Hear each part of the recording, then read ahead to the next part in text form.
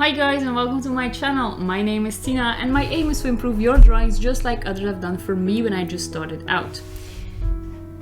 If you like to skip my introduction or just go check out some paper in particular, check out the timestamps below.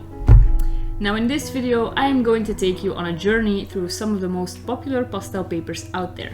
There are so many that I had to narrow it down, and in this video we'll be looking at 4 papers.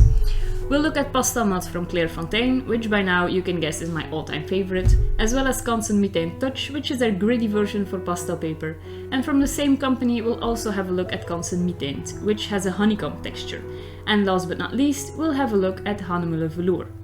To give a good representation of each paper, I decided to draw the same thing on each one, and since I draw realism most of the time, I had to choose a subject that fitted my style. So I used these beautiful cat eyes as an example because there's so much going on already in this small section. Okay, to be fair, I did cheat a little bit as I only drew the eyes 2 times. I mean, the left and the right eye are basically the same, right? Now, like I said before, there are so many papers out there and I had to make a selection about which papers that I would use. But it's possible that I'll make another video in the future featuring some other papers. For instance, I still really like to try UArt or Sennelier pastel card.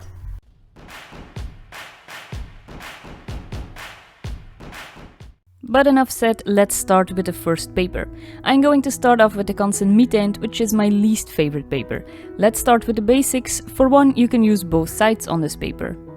It has the advantage of having different textures on either side. One has a honeycomb texture, which is the side I'm working on, and fine grain on the other. At least that's what the manufacturer says about the paper. I'll try to let it show through on camera, but for me, this is 0 grain. One thing you can clearly see is that the structure of the paper keeps shining through. As you could see in the beginning, when I've put my soft pastel on, the structure of the paper is very dominant. And let me skip to the end and you can see that the structure of the paper is still shining through. Now personally, I don't like this, but this isn't necessarily a bad thing as it really all comes down to personal preference. What I do find very annoying is the fact that this paper doesn't take a lot of layers, and when I say this, I actually mean only a few layers. So for me, as an artist who loves realism and photorealism, this doesn't cut it. When you look at this portrait from afar, it still looks decent, but compared to the other papers, it just doesn't match up. This paper has a GSM or grams per square meter of 160. I'll try to briefly explain GSM. For this standard, the weight of various papers is measured from a sample sheet cut to 1 square meter in size. And this gives you a measurement that refers to the weight and thickness. For example, paper with a weight of 160 GSM will be much lighter and thinner than a paper weighing 400 GSM. The 400 paper, meanwhile, will be heavy, thick and much more durable. Back to the Canson mi-teintes, its GSM also explains its price. At the time of filming this, the price comes to €2.16 for a big sheet. For pastel paper, this is definitely cheap. It also comes in various other colors, and besides the big sheets, you also have the option of pads. To sum this up, I would not use this paper when you want to paint or draw a realistic style. But if this isn't your goal and you only need a few layers, I'd say give this paper a go because of its economical price, and also you have a big array of colors to choose from. Okay, moving on to paper number 2, which is from the same company, the Canson mi-teintes Touch. It was the first time working on this paper for me, and I have to say I was pleasantly surprised. For one, I found that this paper actually takes on pastel rather well. But from personal experience, I find that Pastelmat takes on a little bit better. Basically, for this paper, that means that there's still more pastel that lays on top of the paper, which results in more dust. It also doesn't take on as many layers as I would have liked. I would say after my first layer of soft pastel, it could only add 1 or 3 layers of pastel pencil. Now, this also depends on the artist and how thick you layer your pencils, but in general, I'd say I don't apply massive layers, so I think it's a good assumption.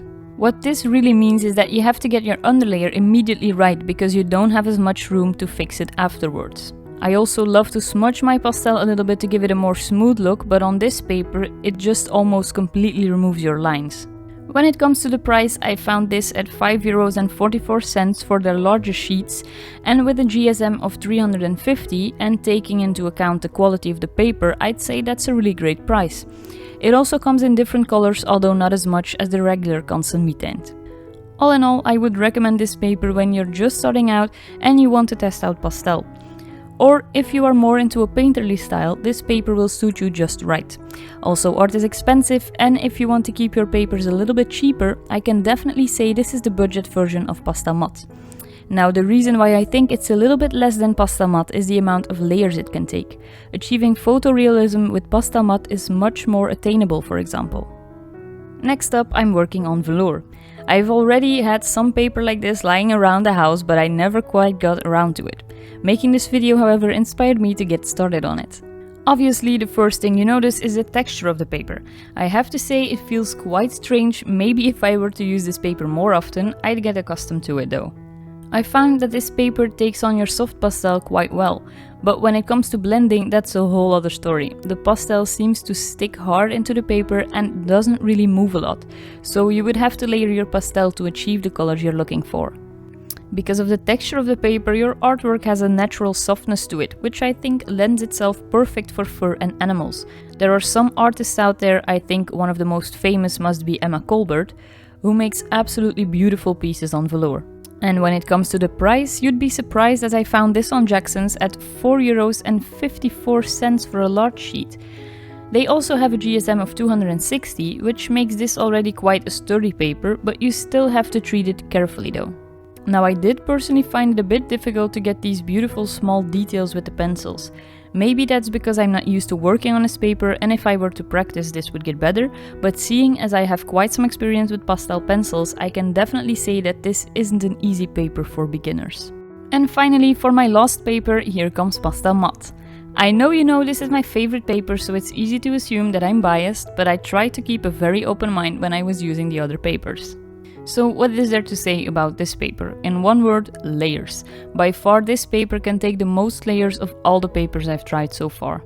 The blending on this paper is also wonderful, and one thing I love to do is tap some of my fur with my fingers to soften it a little bit. Pastelmat allows me to do this without completely erasing the lines. When you're going over your soft pastel with your pastel pencils, you still get these bright, beautiful colors. It also comes in a variety of colors that lend themselves perfectly for realistic animals. Their dark grey, for example, is my favorite color, as this is a great mid-tone. But it isn't all perfection. The biggest drawback of this paper is its price. I just checked and it's €7.94 for a big sheet, which makes it the most expensive paper. But with the GSM of 360, you know that you're paying for quality. I would highly recommend this paper to anyone. I think you can do whichever style you like on this paper, and it's the only one that is on this list I would recommend if you want to do photorealism, just because of the amount of layers it can take. And that's it for this small summary of some of the more famous pastel papers. When it comes to prices, note that I use the price that I pay myself when I order on Jackson's. Depending on where you live and where you order, this can change a bit.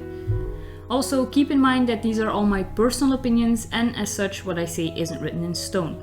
If you like to experiment, which I strongly suggest, look out for some of the combi packs. For example, in the description below you'll find a link to Jackson's who sell 2 packs. One with different sanded papers and one with non-sanded papers. This way you can check it out for yourself without blowing the bank. I hope I could help some of you with choosing the right paper for you, or inspire you to try some other papers. It all comes down to personal preference, so keep on testing things out for yourself. And most importantly, have fun doing so. I hope you liked this video. If you did, give it a thumbs up and make sure to subscribe to my channel. I really appreciate your support, as it helps to grow my channel and reach other people like yourself. Hope to see you again next Friday, and in the meantime, have a great week.